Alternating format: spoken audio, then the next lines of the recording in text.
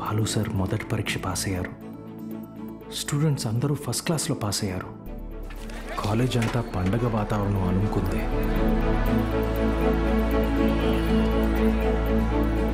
దీంట్లో మన ప్రోత్సాహం కూడా ఉంది. మొత్తానికి సాధించావయ్యా మ్యాథ్స్.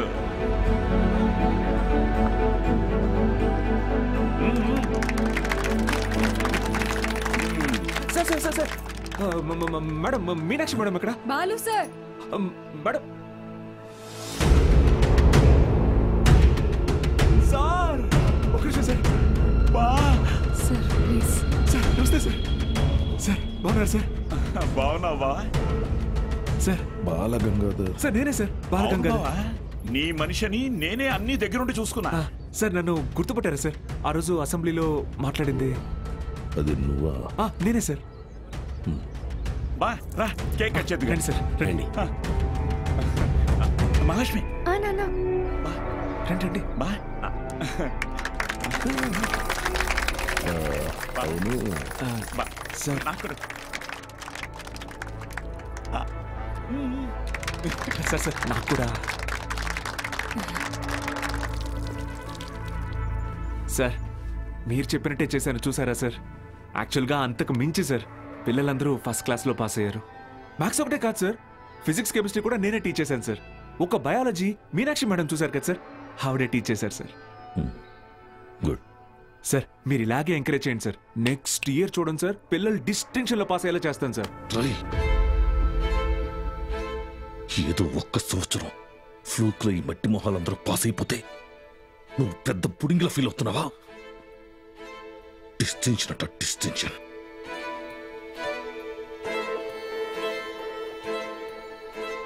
సార్ నేనేం చేశాను సార్? మొత్తం మన కాలేజీలన్నింటినీ రిస్క్ లో పెట్టేశావు. మీ college pass rate 75, Siripuram government కాలేజీలో పాస్ రేట్ 100. మేమంతా ఆ కాలేజీకి వెళ్తాం అని అంటున్నారా? మన town branch middle class customers. Customers students కదా సార్? కస్టమర్సేరా, కస్టమర్సే. ఇది వ్యాపారం. ఏ వ్యాపారంలోనైనా టార్గెట్ మిడిల్ క్లాస్ కస్టమర్సే. చాలా కాలం పట్టిందిరా వాళ్ళ మైండ్ ని ట్యూన్ చేయడానికి. అది నువ్వు వచ్చి మార్చేస్తావా? ఏది సార్? క్వాలిటీ ఆఫ్ ఎడ్యుకేషన్ కావాలంటే కాసులు ఖర్చు పెట్టాలి. త్రిపాఠి లోగో ఇక్కడ ఎందుకుందో తెలుసా? ఇది డబ్బుండే place. Zero fees zero education, more fees more education. ఇదేరా ఇప్పుడు trend. Inter plus EAMCET 25,000 rupees, inter plus IIT 45,000 rupees. ఇదేరా లెక్క. డబ్బులున్నవాడు ఈ లెక్కని కొంటాడు, తక్కువ ఉన్నవాడు అప్పు చేసైనా కడతాడు.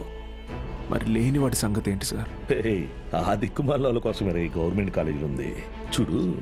వాళ్ళకి పెద్ద పెద్ద ఆశలేమి ఉండవురా. ఇంటర్ ఎగ్జామ్ రాస్తే ఏదో గొప్పగా ఫీల్ అవుతారు, పాస్ అయితే ఇదిగో ఇలా పండుగ చేసుకుంటారు. ఫైనల్ గా పల్లెటూరులో అయితే ఏ పాలేరుగానో పని మనిషిగానో మారుతారు. సిటీలో అయితే డ్రైవర్ గానో వంట మనిషిగానో సెటిల్ అవుతారు. Lower middle class. మా నాన్న కూడా ఓ డ్రైవరే సార్. మా ఫ్యామిలీ కూడా lower middle class. Ray I mean అది నిన్నలేదు. మీరు ఈ కాలేజీలన్నిటినీ టేక్ ఓవర్ చేసింది వీళ్ళ బాగు కోసం కాదా సార్? మీ వ్యాపారం కోసమా? అరే నువ్వు తప్పుగా అర్థం చేసుకున్నావురా. నేను అలా అనలేదు. నన్ను ఇక్కడికి పంపింది నేనేదో సాధిస్తానన్న నమ్మకంతో కాదా, నేనేం పీకలేనన్న ధైర్యంతోనా? అరే బాలు, ఏదో కోపంలో టంగ్ స్లిప్ అయింది అంతే, వదిలే.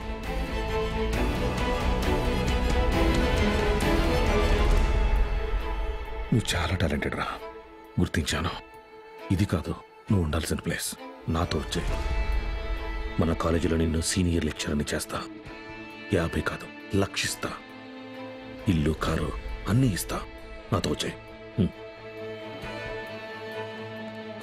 సార్ భోజనాలు రెడీ సార్.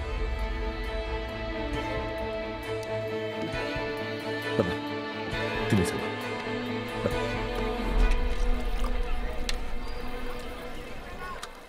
తినండి సార్.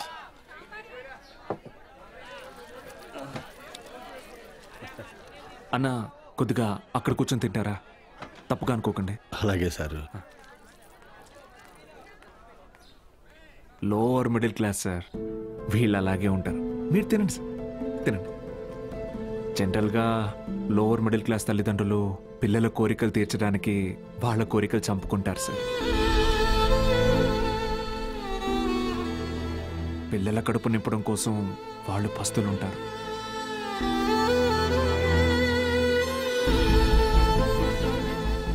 పిల్లలకి కొత్త బట్టలు కొనిచ్చి వాళ్ళు చిరిగిపోయిన బట్టలు కట్టుకుంటారు సార్.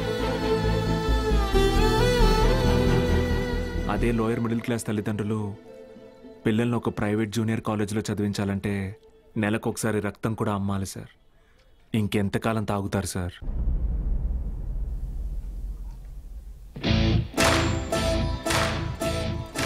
నేను బాగా ఆలోచించుకున్నాను సార్. మీ ఆఫర్ కన్నా వాళ్ళ ఫ్యూచర్ గొప్పది. మీతో రావడం కన్నా నేను ఇక్కడ ఉండడం ముఖ్యం. ఏం పీకుతావురా? మహా అయితే నెక్స్ట్ ఇయర్ కూడా పాస్ మార్కులు తెప్పిస్తావు. దానికి వాళ్ళ జీవితాలు మారిపోతాయా?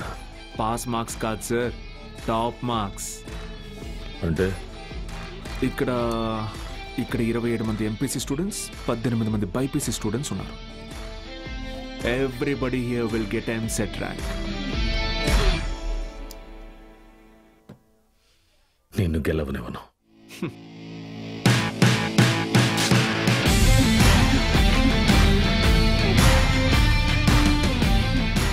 విద్య అనేది గుడిలో దేవుడికి పెట్టే నైవేద్యంతో సమానం సార్. పంచండి, 5 స్టార్ హోటల్లో డిష్ లాగా అమ్మకండి.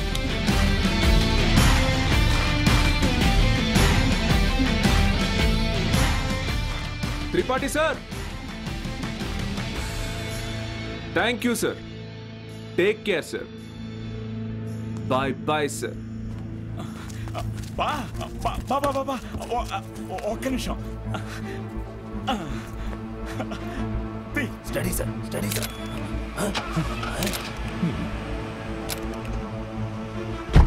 బా బా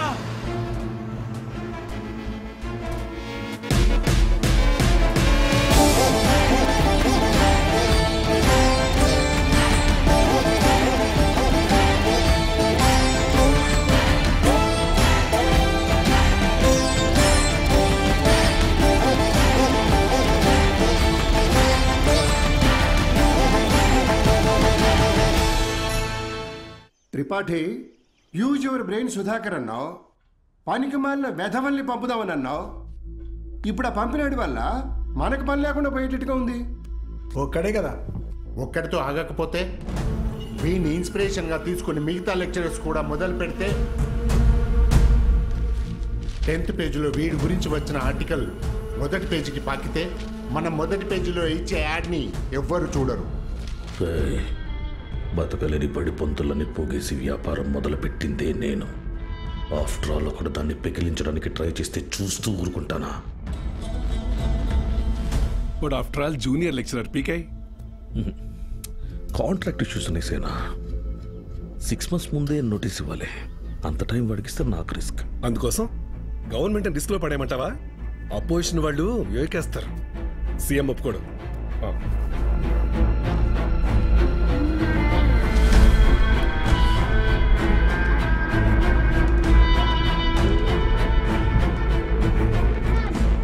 ఏంటి త్రిపాఠి, ఇంకో బెంచ్ కారు కొన్నావా? అది నాది కాదు, నీదే. ఏంటి? నా సంగతి సరేనయ్యా, కానీ సీఎం ఒప్పుకోడు.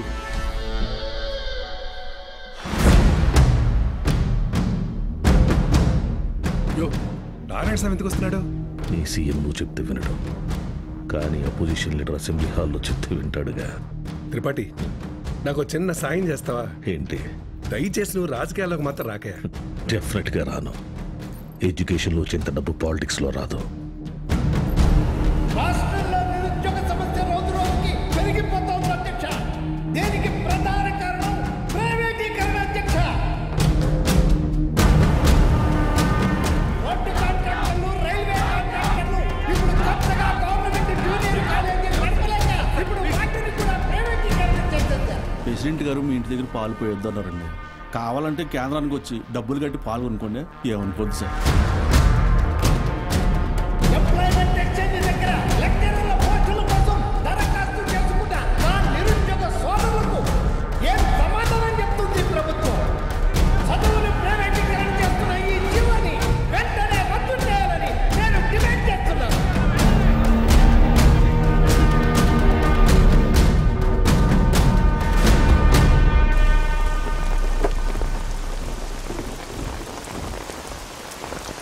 లోపలికి వెళ్ళి కీ ఇచ్చేసి రేపటి నుంచి నువ్వు పనిలోకి రా. ఏమైంది సార్? వెళ్ళి నీ కొడుకుని అడుగు. సార్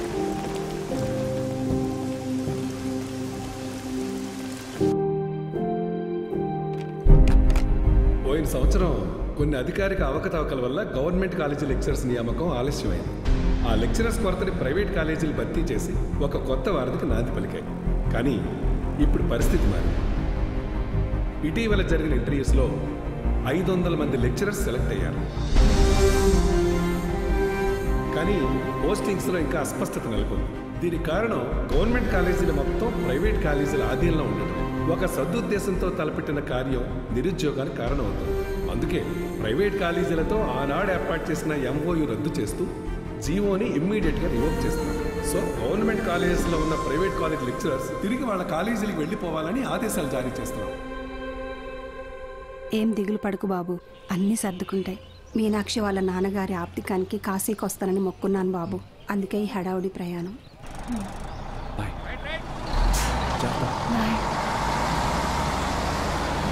సతీ సతీ అన్నా, సత్యం చూసారా? సారాకుడి దగ్గర ఉన్నాడు.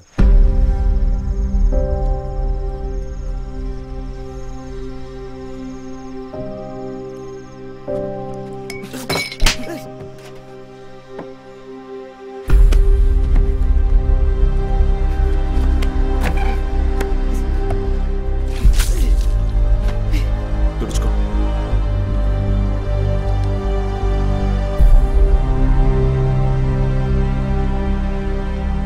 సెకండ్ ఇయర్ సప్లిమెంటరీ ఎగ్జామ్ రాయాలి, గుర్తుందిగా? నేనేం చెప్తే అది చేయాలి.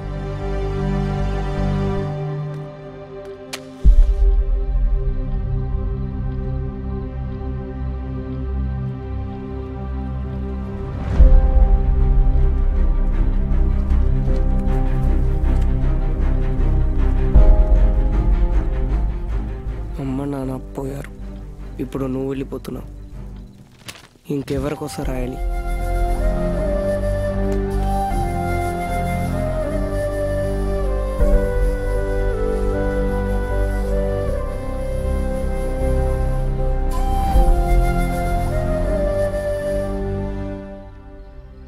నువ్వు ఇంజనీర్ అవ్వాలని ఆశపడ్డావు, కానీ నేను చదివించలేకపోయాను. నన్ను క్షమించరా. ఎందుకు ఇప్పుడు ఓడిపోయాయి? నీ వల్ల అక్కడ ఒక్క స్టూడెంట్ ప్రయోజకుడైనా నేను గెలిచినట్టు భావిస్తాను. వాళ్ళ అమ్మా నాన్న ఆనందం వెనక నా కొడుకున్నాడని గర్వపడతాను. ఇప్పుడు ఏమైందని, ఎందుకు జరిగిపోయింది దాని గురించి బాధపడుతున్నావు? రే, అడిగింది కొనివ్వకపోతే ఆ పిల్లలు ఒక్కరోజే ఏడుస్తారు. కానీ వాళ్ళ అమ్మా నాన్న కొనివ్వలేని పరిస్థితి ఉన్నంతకాలం ఏడుస్తూనే ఉంటారు. నా ఏడుపు నీకు అర్థం కాదులే.